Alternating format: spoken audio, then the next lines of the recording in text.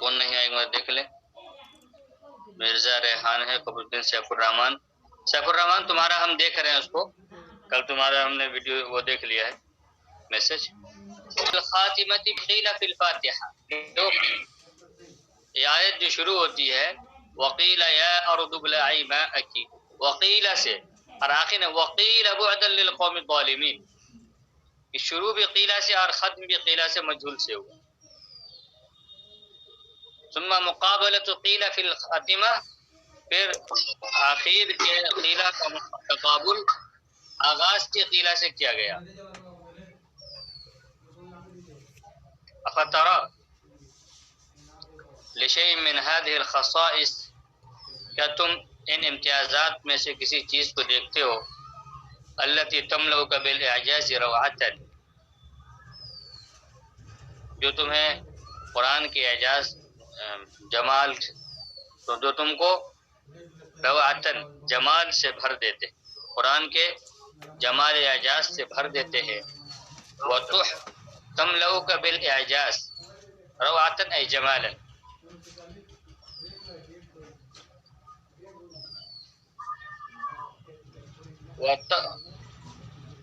وتحضرک عند تصورها حیبتا, اور اس کے تصور کے وقت تمہارے دل کے اندر حیبت کو جاگزی کر دیتا ہے, بٹھا دیتا ہے. یہ ایک پورا جگہ وقیل یا ارض ابلعی ماءک ویا سماء اقلعی وغیض الماء وقضی الامر واستوت علی الجود, یعنی اس ماننے کے تصور کرو کہ وہ پانی کتنا ہوگا, پوری دنیا پانی سے بھری ہوئی ہے, اور اس میں جو ہے کہا جا رہا ہے کہ اے زمین اپنے پانی کو نگل لے اور آسمان اپنے پانی کو روک. تحیط بالنفس من اقطارها من اجزائها, قطر جمع اقطار ای جزء جمع اجزاء. یہ حیبت دل کے تمام گوشے گوشے میں, دل کے تمام اجزاء کو گھیر لیتے ہیں. یہ حیبت دل کے تمام اجزاء کو دل کے ریشے ریشے میں سرایت کر جاتے ہیں. تعلقا باللفظ, لفظ سے تعلق کی وجہ سے. من حیث ہوا افترا, مطلب کہ کیا تمہاری یہ رائے ہے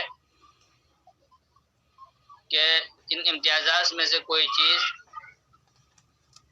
ان امتیازات میں سے جو امتیازات تمہارے تم کو اعجاز جمال اعجاز سے بھر دیتے ہیں اور اس کے تصور کے وقت تمہارے دل کے اندر حیبت کو بٹھا دے حال کر دیتے ہیں, وہ حیبت جو نفس کو تمام گوشے گوشے میں ریشے ریشے کو گھیر لیتے ہیں.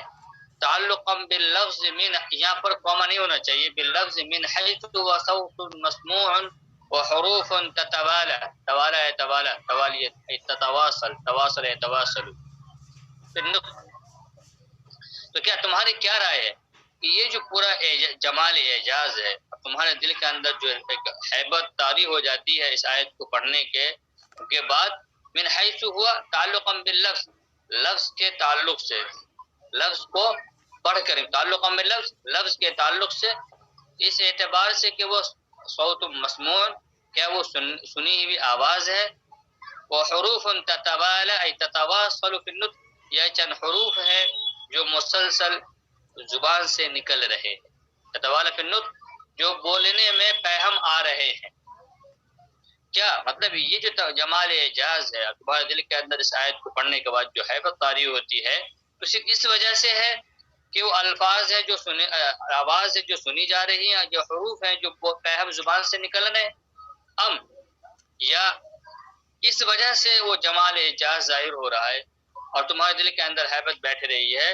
ہم کل ذالک, یہی تمام باتیں اس وجہ سے ہیں, لما بین معانی الالفاظ من الاتساق العجیب, اتساق الترتیب العجیب, یا اس وجہ سے کہ الفاظ کے معنی کے درمیان عجیب و غریب ترتیب ہے.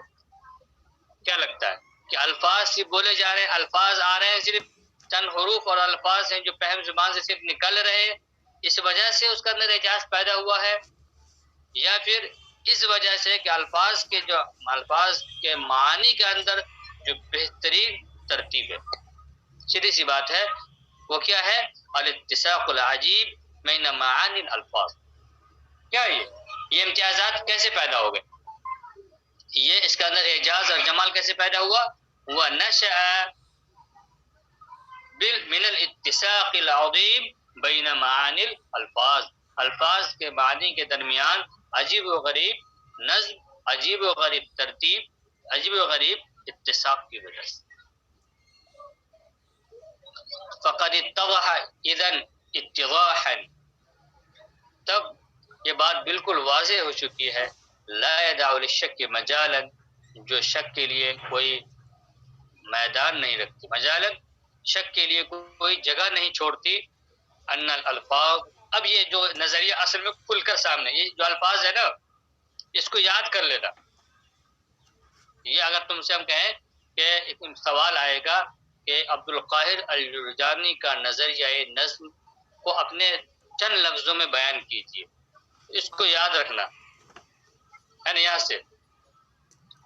سے ان الفاظ، انا کو چھوڑ دینا کیونکہ بیچ میں لا تتفاضل من حيث هي الفاظ مجردہ، کہ الفاظ ایک دوسرے پر فضیلت نہیں رکھتے. یعنی کیسے لکھا ہے؟ کیف تتفاضل الکلمات بعضها على بعض، سمجھ رہے ہو نا. تو وہاں جو سوال پیدا کیا تھا اس کا جواب یہاں پر ہے. گویا کہ اس کتاب سے کہ کیف تتفاضل الکلمات بعضها على بعض، اس کا جواب یہ ہے کہ الفاظ ایک دوسرے پر فضیلت نہیں رکھتے. من حیث هو الفاظ مجردہ، اس اعتبار سے کہ وہ صرف الفاظ ہے. ولا من حیث هي کلم مفردۃ، اور نہ اس اعتبار سے وہ ایک دوسرے پر فضیلت رکھتے ہیں کہ وہ مفرد الفاظ ہیں. وان الالفاظ تثبت لها الفضیلۃ وخلافها، اور الفاظ کی فضیلت ثابت ہوتی ہے. وخلافها، اور اس کے برخلاف، یعنی کس کی؟ فضیلت کے برخلاف. یعنی الفاظ کی فضیلت اور اس کا الٹا کیا ہوگا؟ فضیلت مطلب فصاحت اور عدم فصاحت. خلافها، الفاظ کی فصاحت اور اس کی عدم فصاحت ثابت ہوتی ہے فی ملائمت معنی اللفظ لمعنی التي تلیها، لفظ کا معنی مناسب ہو، ملائمہ مناسب ہو لمعنی التي تلیها، اس معنی سے جو اس کے بعد آتا ہے. سمجھ رہے ہو نا؟ کیف تتفاضل الکلمات بعضها على بعض کا یہ جواب ہے. مولا مجرد الفاظ کو بھی تو مطلق بتا سکتے ہیں کہ کون زیادہ فصیح ہے کون زیادہ کم فصیح ہے. الفاظ مطلب صرف اس وجہ سے کہ وہ زبان سے نکل رہے ہیں. لفظ کہتے ہی ہے جو لفظ زبان سے نکلے. تو اس پہ بھی تو فیصلہ کر سکتے ہیں کون زیادہ فصیح ہے جو استعمال ہوا، کون نہیں جو استعمال نہیں ہوا ہے. یہی تو بتایا کہ یہی تو پوری کہانی چل رہی ہے کہ کوئی لفظ، ایک لفظ کوئی اپنے اعتبار سے کوئی ایک لفظ کے بارے میں ہم نہیں کہہ سکتے کہ یہ جہاں استعمال کریں گے تو فصیح ہوگا. موقع و محل اس کو فصیح بنائے گا. اسی کی تو مثال ہم نے دی تھی، بچا بچا کے نہ رکھ اسے یہ آئینہ ہے شکست. تم کہا تھے اس سبق پہ؟ کون بول رہا ہے یہ؟ مرزا ریحان. تو پہلے والے سبق میں تم نہیں تھے؟ شکستہ ٹوٹا ہوا، نہ ٹوٹا ہوا فصیح ہے نہ شکستہ فصیح ہے. اس کے موقع و محل نے اس کو اس جگہ پر فصیح بنایا. ہر لفظ اپنے موقع و محل کی مناسبت سے ہی فصیح یا غیر فصیح ہوتا ہے.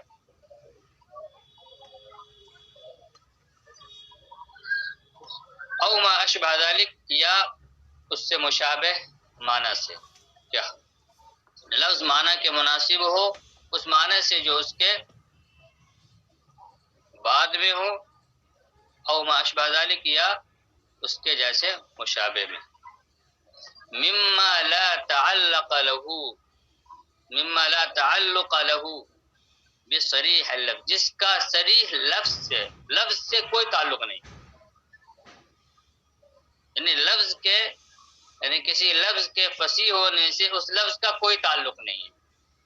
مما لا تعلق له بصریح اللفظ، جس کا صریح لفظ سے، یعنی مطلق لفظ سے، مجرد لفظ سے، بنفسہ ہی اس لفظ، صحیح کا مطلب بنفسہ ہی اس لفظ سے، مجرد اس لفظ سے، مطلب سب کا معنی ایک ہی ہے، یعنی صرف اس لفظ کی وجہ سے. مما لا تعلق له بصریح اللفظ، جس کا صریح لفظ سے کوئی تعلق نہیں ہوتا. یعنی لفظ کے اندر بنفسه بذاته، کوئی ایسا جوہر نہیں ہوتا جو اس کو فصیح بنا دے، بلکہ موقع و محل اس کو فصیح یا غیر فصیح بناتے ہیں۔ ایک اور چلو تم نے بات کہہ دی ہے تو ایک شعر تم کو ایک اور، وَمِمَّا يَشْهَدُ لَكَ وَمِمَّا يَشْهَدُ لِذَلِكَ، اور اس کی گواہی دیں گے أَنَّكَ تَرَى الْكَلِمَةَ، تو عرب میں نے اردو کی مثال دی، سوچا تھا کہ عربی کی نہیں بتائے گی کہ نہیں سمجھ میں آئے گا، لیکن پھر بھی ایک مثال لے لو۔ اگر تم نے مقدمہ پڑھا ہوتا نا، تم نے اگر مقدمہ پڑھا ہوتا بلاغت کا، تو اس میں بھی ایک لفظ مثال دی ایزن، وہاں مثال دی ایزن کا لفظ جو ہے نا بہت غیر فصیح مانا جاتا ہے، بس عام زبان میں بہت استعمال کیا جاتا ہے ایزن ایزن، کوئی لفظ اس کو لوگ اس کو زیادہ بھاؤ نہیں دیتے، لیکن انہوں نے شعر میں استعمال کر کے دکھایا ہے کہ یہاں پر جو ایزن فٹ کیا گیا ہے اس سے کوئی اور فصیح لفظ لایا نہیں جا سکتا۔ جیسے غالب نے، میں مثال دیتا ہوں، ایک دو لفظ اور ہے اردو سے پہلے دیتے ہیں، ایک لفظ دھول دھپا، دھول دھپا مت کرو۔ اب یہاں پر جو ہے دھول دھپا کا لفظ ہے، کوئی اگر فصیح لفظ ہے دھول دھپا، لگتا بھونڈا لگتا ہے نا، غالب نے اس کو استعمال کیا ہے دھول دھپا اس سراپا ناز کا، اور وہاں پر دھول دھپا اس سراپا ناز کا، یعنی کہ اس کی جو محبوبہ ہے وہ سراپا سر سے لے کر پاؤں تک ناز اور نعمت اور ادا کا مجسم اور پیکر ہے، اور وہ دھول دھپا کرے گی بھی تو کیا کرے گی، دھول دھپا اس سراپا ناز۔ ایسے بہت سے الفاظ ہیں جو لگتا ہے کہ بالکل کیا استعمال کریں گے، دھول دھپا ایسا لگتا ہے کہ کبھی فصیح ہو سکتا ہے، لیکن جب اس کو استعمال کر دیا تو وہ لفظ فصیح ہو گیا۔ تو پتہ اس سے اندازہ یہ ہوا کہ لفظ کی ذات کے اندر اس کے اندر کوئی چیز ایسی نہیں ہوتی ہے جو اس کو فصیح بنائے، بلکہ اس کا موقع و محل اور اس کا موقع استعمال اس کو فصیح بناتا ہے۔ کہ وَمِمَّا يَشْهَدُ لِذَلِكَ أَنَّكَ تَرَى الْكَلِمَةَ، تم دیکھتے ہو کہ لفظ، یعنی ایک لفظ تروق کا، تمہیں راقہ یرق مانے اچھا لگتا ہے، وَتُونِسُ کا فی موضع، اور ایک جگہ تمہیں وہ لفظ بھا جاتا ہے، ثم تراها بعینها تثقل علیک، پھر تم اسی لفظ کو دیکھتے ہو کہ تم پر وہ گرا گزر جاتا ہے، وتوحش کا فی موضع آخر، اور دوسری جگہ تمہیں وحشت میں ڈال دیتا ہے۔ اس کی میں نے بہت سی مثالیں اس شعر سے میں نکال، ہر لفظ میں نے بتایا تھا، اسی لیے پہلے ہی کہ تو بچا بچا کے نہ رکھ اس سے، آئینہ ہے وہ آئینہ جو شکست ہو تو عظیم تر ہے نگاہ آئینہ ساز میں۔ اس میں ہر لفظ کو تم اٹھا کے دو سالہ اٹھا کے رکھ کے دیکھو کہ دو سالہ تم کو غیر مانوس لگے گا، اور تم کو وہی لفظ یہاں پہ بھی بہتر لگ رہا ہے، اور اسی لفظ کو دوسرا جگہ دیکھ لو تو وہ تم کو بیکار لگے گا۔ یہاں پر کہا لفظ یہ تو بچا بچا کے یہ آئینہ، اور آئینہ کی جگہ پر ہم نے کہا تھا شیشہ استعمال کر لو، کتنا بیکار لگے گا۔ اور اسی پہ میں نے ایک دوسری مثال لی تھی شعر سے کہ دل شکستہ میں رہتا ہے بادہ عرفا، سنا ہے ہم نے یہ شیشہ چور ہی اچھا۔ تو ہم نے دیکھو ٹوٹنا چور ہونا ایک ہی چیز ہے۔ اب شیشہ اور آئینہ کے لیے یہاں پر شیشہ کی جگہ تم سنا ہے ہم نے یہ آئینہ ٹوٹا ہوا اچھا، تو وہ لفظ کیا تم کو بہتر نہیں لگ رہا ہے؟ یہی لفظ ہے، ایک بالکل سیم لفظ ایک ہی معنی ہے، یہاں پر یہ اچھا لگ رہا ہے، یہاں پر وہ اچھا لگ رہا ہے۔ تو لفظ میں اگر کوئی ایسا ہوتا، ایسا کوئی جادو ہوتا لفظ کے اندر کہ جو وہ لفظ استعمال کریں اور وہ فصیح ہو جائے تو دنیا کا ہر آدمی فصیح ہوتا، اور سب سے پہلے فیروز اللغات لکھنے والے عربی اردو زبان کے سب سے بڑے ادیب ہوتے، غالب نہیں ہوتے، اقبال نہیں ہوتے، شبلی نہیں ہوتے۔ ایک لفظ انہوں نے مثال لفظ اخداع فی بیت الحماسہ۔ دیکھو اخداع جو ہے یہ ہے نا، یہ گردن کی پیچھے کی نس کو بولتے ہیں، رگ جو ہوتے ہیں پیچھے کی، اخداع پیچھے کی رگ کو۔ یہ شاعر کہہ رہے ہیں، ایک شاعر ہے حماسہ کا شاعر ہے، یہ پہلے زمانے میں ہوتا تھا۔ پہلے زمانے میں کیا ہوتا تھا، عربوں کا یہ عام معمول تھا جاہلی دور میں کہ اپنی ام زاد سے، زاد بہن سے ہی محبت ہوتی تھی، کیوں؟ اس کے علاوہ کوئی ہوتی نہیں تھی، سمجھ رہے ہو نا؟ ارے بھائی کوئی ایک قبیلہ ہے نا، قبیلے ہی میں رہتے تھے، اور اس قبیلہ میں کون ہوگا؟ چچا زادی تو ہوگی، کوئی رہتی نہیں تھی۔ اب انڈیا میں چلتا ہے خالہ اور ماموں والا، انڈیا میں، کیونکہ جو سامنے ہوتا ہے اور کمیونیکیشن وسائل ذرائع زیادہ ہو رہے، پہلے لوگوں کا ملنا جلنا نہیں تھا نا۔ دوسرا قبیلہ بہت دور رہتا تھا، وہاں سالوں سفر کر کے سالوں بعد جانا ہوتا تھا، تو ایسی محبت کون کرتا ہے؟ اور اب یہاں خالو اور وہ والا جو ہوتا ہے نا پھپھی والا، تو وہ آنا جانا لگا رہتا ہے. تو اب یہ چلتا ہے انڈیا میں. انڈیا کا عشق یہ ہے. اور عرب کا جو عشق الگ ہے. وہ جب بھی عشق ہوتا تھا نا تو تو ہوتا یہ تھا. اب ایک قبیلہ یہاں پر ایسے کہیں گھر میں بھی دیکھتے ہو، ایک گھر میں جیسے لوگ رہتے ہیں تو 2-4 لوگوں کو باہر نکلنا ہی پڑتا ہے. 5 بھائی ہے عام طور سے جیسے ہوتا ہے، 4 بھائی ہے تو 2 بھائی وہاں پہ رہ سکتے ہیں، 2 کو جانا پڑتا ہے.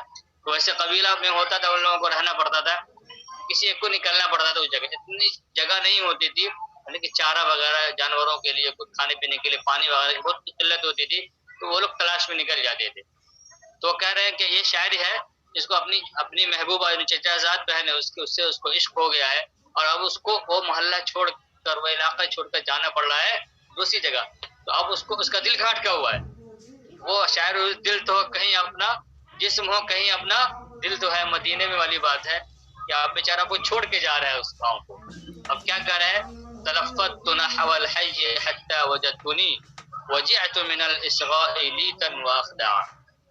لیت اور اخدع دونوں کو بولتے ہیں. لیت صفحت العنق، گردن جو ہے نا، پورا جو اس کو بولتے ہیں، یہ پورا اس کو بولتے ہیں لیت. اور اخدع کرتے اس کے اندر جو رگ ہے ہوتی ہے، گردن کی پچھلے حصے کی جو رگ ہے اس کو اخدع بولتے ہیں. کہہ رہے کہ میں حی محلے کے جانب میں مڑ مڑ کر دیکھتا. تلفتا التفت متوجہ، تلفتا اسی سے ہے. میں مڑ مڑ کر دیکھتا رہا. کیوں دیکھتا رہا بھائی؟ آ جائے تھے لوگ، یہ ہاتھ کو مرزا ہائی کیے ہوا ہے کہ میں نے محلے کی جانب میں مڑ مڑ کر دیکھتا رہا. معلوم کیوں مڑ مڑ کر دیکھتا رہا؟ آ جائے ایک مرتبہ آخری دیدار کر لے، آخری زیارت کر لے. حتی وجدتنی، یہاں تک کہ میں نے محسوس کیا، وجعت، کہ یہاں تک کہ مجھے درد میں نے محسوس، وجعت یہاں تک کہ میں نے درد محسوس. وجعن میں نے درد. من الاصغاء لیتا واخدعا. اصغاء یصغی، اصغاء میں نے مڑنا. اصغاء یصغی، اصغاء میں نے کسی کی طرف مڑنے کے مڑنا. من الاصغاء، میں مڑنے کی وجہ سے میں نے درد محسوس کیا اپنی گردن میں اور گردن کی رگوں میں. یہ کہہ رہے میں بار بار مڑ کی طرح اتنا دکھا کہ میری گردن میں اور میری رگ میں، گردن کی رگ میں تکلیف محسوس ہونے لگی. اخدع کا لفظ کہہ رہے ہیں یہاں پر، یہ ایک تو گردن میں، اور گردن ٹھیک ہے، اور جب درد اندر ہونے لگے تو رگ میں درد ہوا. سمجھ رہے؟ درد کی اعلیٰ ترین کیفیت کو بیان کر دیا. ہاتھ میں درد ہو نا، ہاتھ کے رگ میں درد ہونے لگے تو یہ یہاں پر اخدع کا لفظ جو یہاں پر لیت میں اور درد کی مزید شدت کو بیان کرنے کے لیے کیا گیا ہے. رگ میں درد ہوگا تب نہ ہاتھ میں درد ہوگا مولانا. جب رگ میں درد ہوگا تب نہ ہاتھ میں درد ہوگا. جب رگی میں درد نہیں تو ہاتھ میں درد کہاں سے آئے گا؟ ہاں، کبھی ہلکا ہلکا اوپر کا ہوتا ہے نا، رگ جو ہے نا بہت نیچے ہوتا ہے. رگ کٹنے کے بعد آدمی مر جاتا ہے. اوپر بھی تو درد ہلکا، اگر ہلکی چوٹ لگاتے ہیں تو اوپر ہی درد ہوگا. زیادہ اگر چوٹ لگائیں تو رگ میں جا کے تکلیف ہوگی.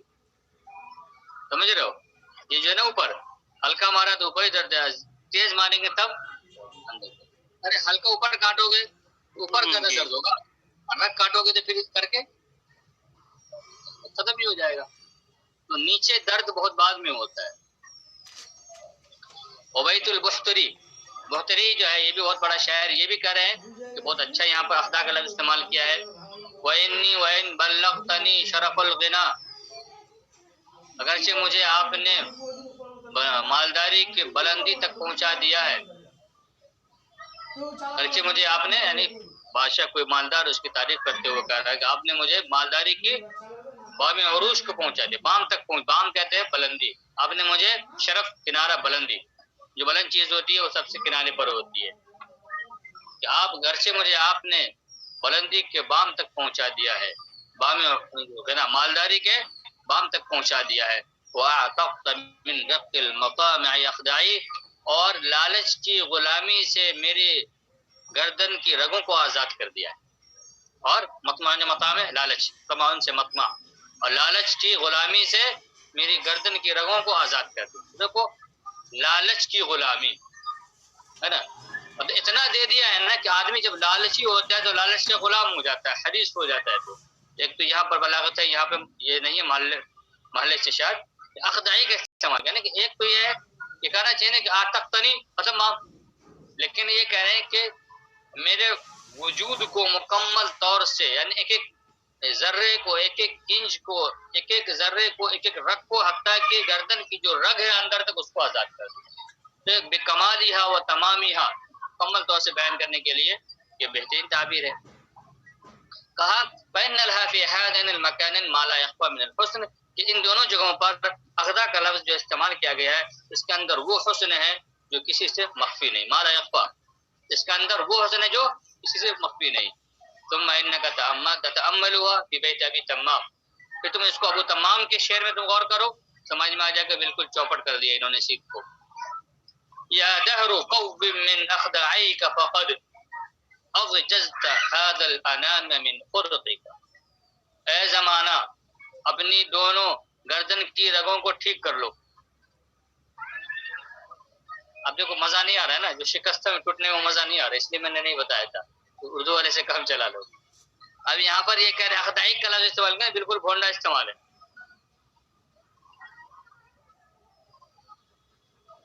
یہ یہاں پر بہت بھونڈا استعمال ہے، بالکل غیر فصیح استعمال ہے. اے زمانہ، بھائی زمانہ کو کہاں سے آ گئی؟ پہلی بات تو یہی ہے. میں تم کو سمجھانے کے لیے کہہ رہا ہوں، ایک چیز بالکل محسوس ہے. اپنی رگوں کو درست کر لو. کیوں؟ کیونکہ تم نے اس انام مطلب مخلوق کو اپنے پوہڑ پن سے دشواری میں ڈال دیا ہے. اوجزتا غجی مانے شور و ہنگامہ کہ تم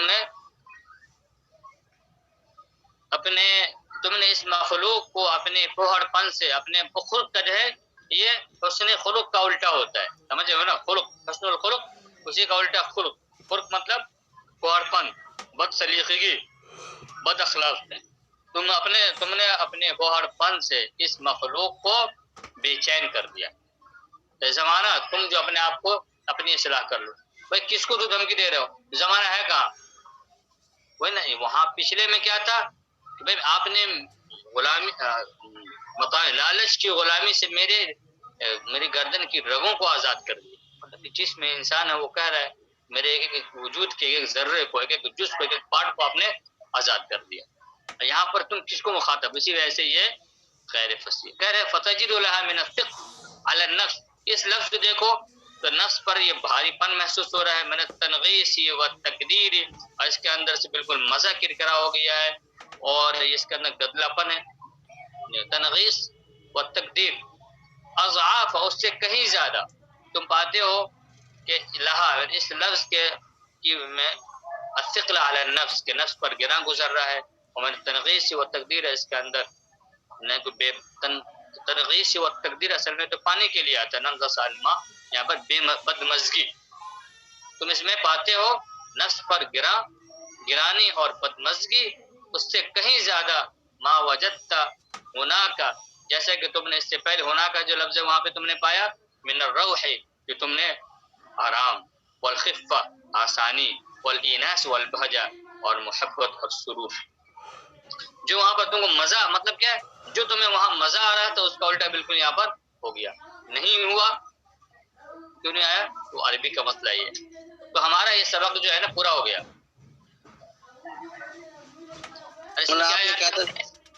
30-40 کا مشق کرا دیں گے تاکہ تم لوگ کی بلاغت 30-40 نہیں کہا، 15-20 اگر مطلب جو قرآن کی آیت ہے نا جیسے وقضیہ امرہما وغیرہ اس طور پر کر کے 15-20 آیتوں کی مشق کر لی جائے تو قرآن کی فصاحت و بلاغت سمجھنے میں آسانی ہو جائے گی. وہ ایک الگ کورس ہے عزیز، سمجھ رہا ہو نا؟ اس کے لیے پھر الگ ایک پورا گھنٹہ، ایک پورا سال چاہیے. ایک دن تھوڑا ہوگا. یہ دیکھا نہیں تم نے کہ آج بھی تھوڑا سا لیا تب جا کے مکمل ہوا. تو ایک دن میں ایک ہی آیت، مطلب پورا ایک مہینے کا الگ ہوگا جو منتخب آیتوں کا انتخاب 15 یا 20 آیتوں کا انتخاب کیا جائے. پھر اس میں تمہیں اس کو جیسے یہاں سمجھائے گا اس کو سمجھا دیا جائے تو پھر خود سے تلاوت کرو گے تو قرآن کی بلاغت اور فصاحت کو سمجھ سکتے ہو. یہاں میں نے کہا کہ اس میں سے ایک یہ ہے، یہ نمونہ سرباری کے طور پر اور جھلکی کے طور پر، ٹریلر کے طور پر، نمونہ کے طور پر یہ بات پیش کی گئی ہے.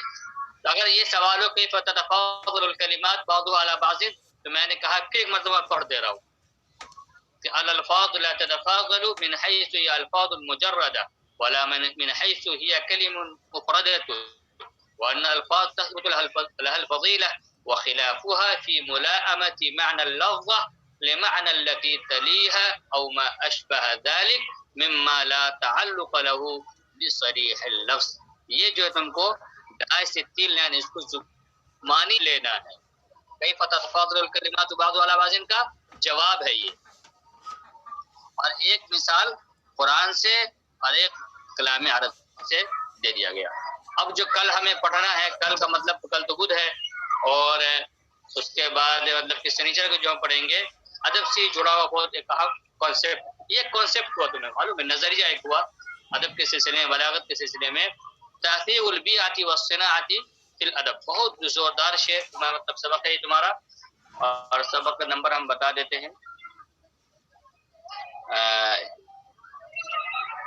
137 صفحہ نمبر محمود ابن محمد الجونفوری 137.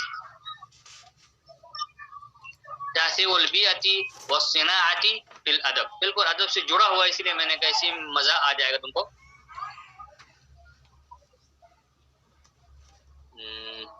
نہیں چلو اسے ترتیب ہے، ایسا ہے کہ نہیں، اس کو پڑھ لینا بعد میں، اس میں چونکہ اس کے بعد ہم ٹرننگ پڑھ لیں گے، سیدھے آئیں گے دوسرے موضوع پر. تو اس کے ابن خلدون کی کا سبق ہے 131 میں آراء فی التعلیم، یہ پڑھیں گے سنیچر کو انشاءاللہ. 100 صفحہ نمبر 131 پہ آراء فی التعلیم یہ پڑھیں گے، اور اس سے ترتیب بھی باقی رہے گی. اور اس کے بعد پڑھیں گے جب نا، تو اس میں سے ہمیں وہ تمہید مل جائے گی. اگلے اس کے بعد والا جو سبق ہے وہ جب پڑھائیں گے تو ہمیں اس میں سے لنک مل جائے گا. اگلے سبق جو تمہید ہم بتانا چاہیں گے، جو ہم نے کہا تھا کہ وہ عربی ادب کے ادوار ہے، وہ ہم سمجھائیں گے کہ اس کا پورا ادھر کیسے اور ادھر کیسے فرق ہے. تو اس کے لیے ہمیں ترتیب مل جائے گی تحقیق البیعۃ والصناعۃ فی الادب سے. تو گویا کہ وہ لنکنگ سبق ہو جائے گا، جو تم آدھی کتاب کو ادھر آدھی کتاب کو ادھر، عربی زبان کے آدھا زمانہ ادھر آدھا زمانہ ادھر، دونوں کو مزاج کو سمجھانے کے لیے. تو یہ سنیچر کو ہم انشاءاللہ پڑھیں گے. اور فی التعلیم بی ایڈ حاضری لینا ہوتا ہے، بچے جا رہے ہیں اب. ہاں تو لے لو تم حاضری لے لو. نہیں کیا ہوا؟